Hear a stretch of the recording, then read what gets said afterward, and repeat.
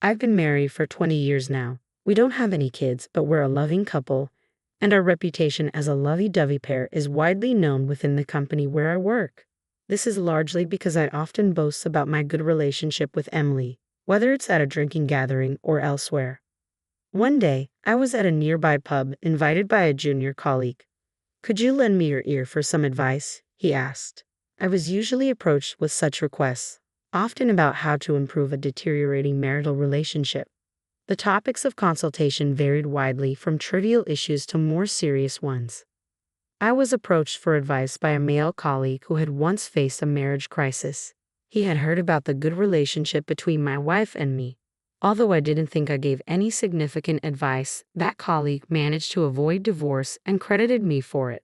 Since then, for some reason, I started receiving more and more requests for advice on marital matters.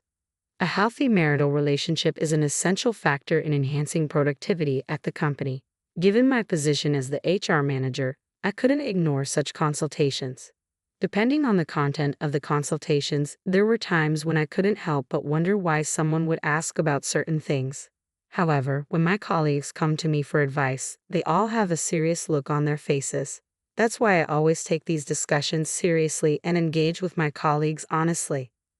As a reference, I sometimes consult with Emily for insights from a female perspective. People often say that after 20 years of marriage, couples stop communicating, but that doesn't apply to us. So I never thought I would end up facing a divorce crisis. It happened one day when, as usual, I had received a consultation regarding marital issues and came home a little late. It was around 9 p.m., but all the lights in the house were off. I called out to Emily as I opened the front door, but there was no response. Emily, a full-time homemaker, rarely left the house at the time I returned. I remembered that she had mentioned having a dinner gathering with her college friends that day, but she had said she would be back by 8 p.m. Is the inside of an empty house always this quiet? I thought to myself as I ventured into the living room. When I turned on the lights, Emily was indeed nowhere to be found. That's when I noticed a piece of paper placed on the table. As I read the message written on it, I was shocked. "Thank you for everything. Get along well with that person." It was written. It was a message indicating our breakup. That person undoubtedly referred to another woman. It was apparent that I was suspected of infidelity. However, I had no idea who that person could be. I felt uneasy, but I decided to call Emily. No matter how many times I called, Emily didn't answer, and it didn't go to voicemail. I reluctantly sent a message through WhatsApp, but it remained unread for a long time. I also sent emails, but there was no reply. In desperation, I decided to call Emily's family home. My call, which was a rare occurrence, seemed to surprise my mother-in-law. "Is something wrong, Matt?" From the tone of her voice, I had a feeling Emily wasn't at her parents' house. I had assumed she had returned there. If Emily wasn't at her parents' house, I hadn't thought about how to explain the reason for my call. "Oh no, it's just that Emily was undecided about what to get for Mother's Day, so I thought I could ask you secretly without letting her know." I couldn't help but blurt out those words. However, I felt the awkwardness in that makeshift and cramped excuse. "We'll still think it over together, after all." Without waiting to hear my mother-in-law's response, I hastily hung up the phone.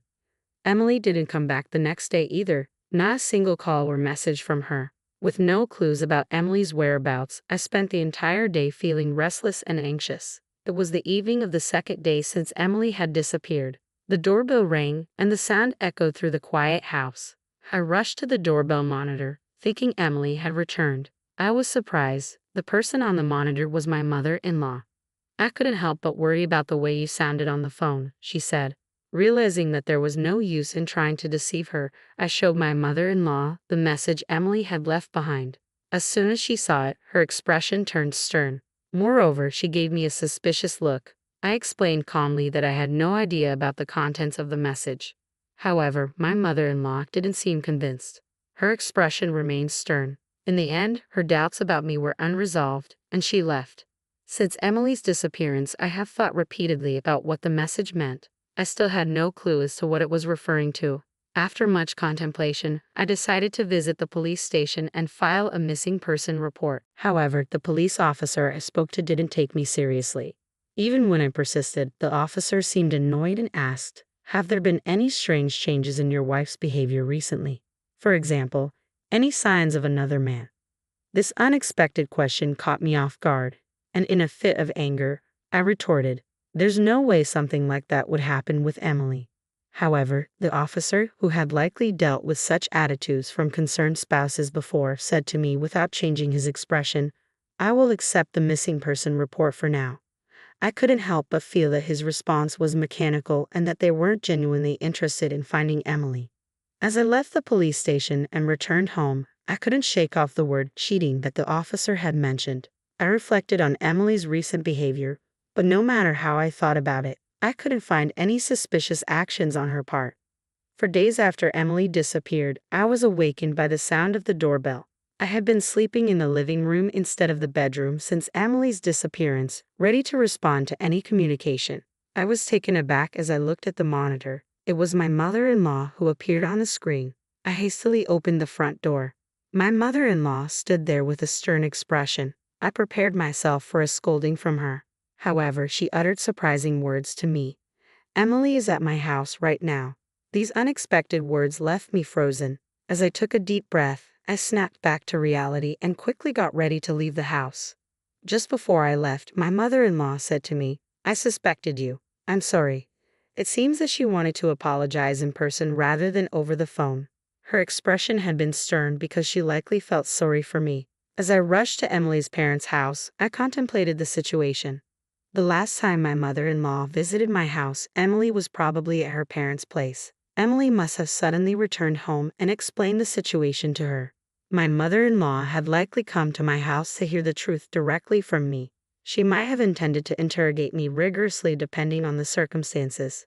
However, seeing my flustered state at that moment, she might have doubted the accuracy of Emily's words and left without saying anything. Today she probably heard something from Emily and came to apologize. With these thoughts in mind, I hurried to Emily's parents' house. It was about a 20-minute walk from my house, but I wanted to confirm Emily's safety as soon as possible, so I ran.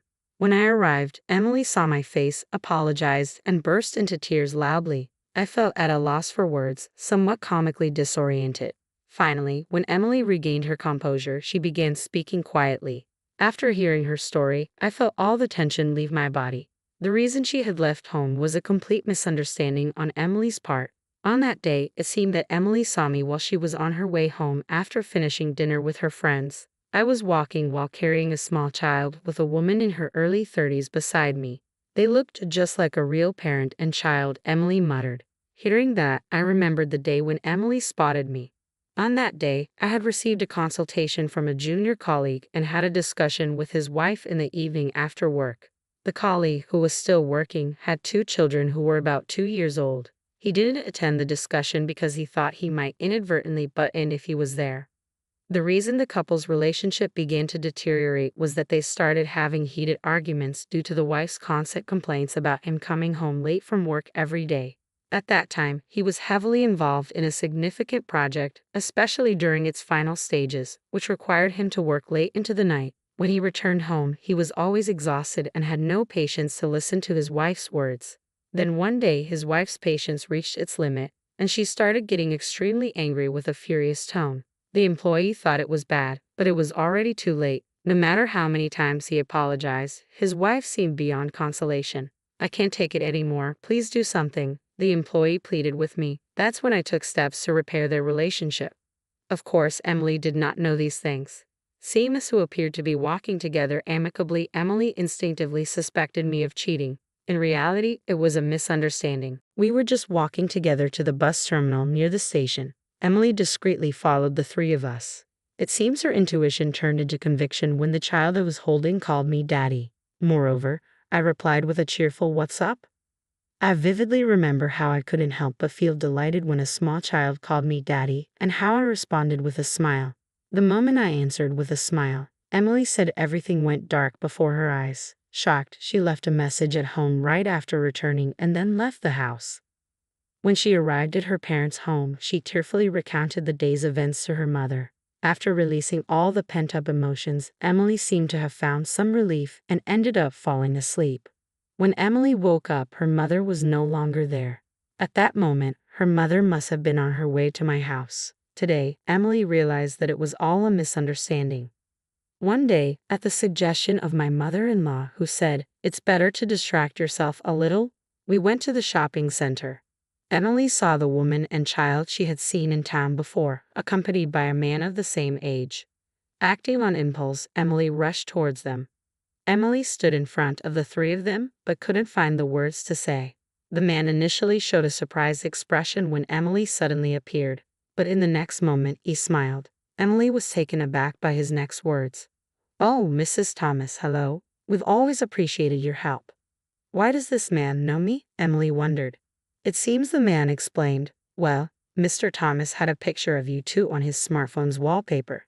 He proudly showed it off when we talked about our troubled relationship. But the other day, your child called him Daddy," Emily mentioned, and the woman beside the man had a puzzled look. Then, in the next moment, she apologetically explained, "I'm sorry. Our child calls any adult man Daddy." Someone overheard it and misunderstood. Upon hearing Emily's explanation, I couldn't help but burst out laughing. "You were always a bit clumsy, but this one is the funniest until now." When Emily was told that, she became embarrassed. Then she finally smiled. While looking at her smile for the first time in 4 days, I couldn't help but say, "Please continue showing me that smile from now on." In response, Emily nodded quietly.